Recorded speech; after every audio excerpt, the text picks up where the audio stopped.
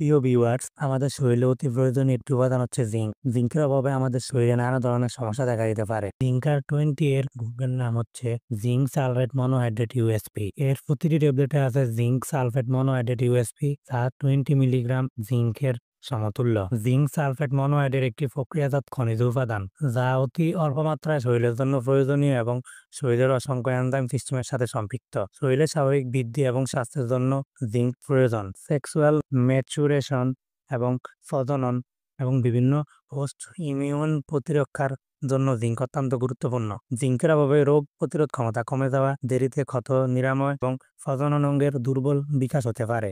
Zinc sulphate monohydrate জিঙ্কের ঘাটতি এবং জিঙ্ক ক্ষয় নিয়ন্ত্রণে নির্দেশিত। অপরকার 20 প্রাপ্তবয়স্কদের ক্ষেত্রে প্রতিদিন 1 থেকে 2টি ট্যাবলেট সেবন করা যাবে, অথবা চিকিৎসকের পরামর্শ অনুযায়ী সেবন করতে হবে। জিঙ্ক মনোহাইড্রেট প্রজনন ক্ষমতা বাড়াতে সাহায্য করে থাকে, তাই প্রজনন ক্ষমতা বাড়ানোর জন্য এই ট্যাবলেটটি 3 থেকে 4 মাস কন্টিনিউ খেতে হবে।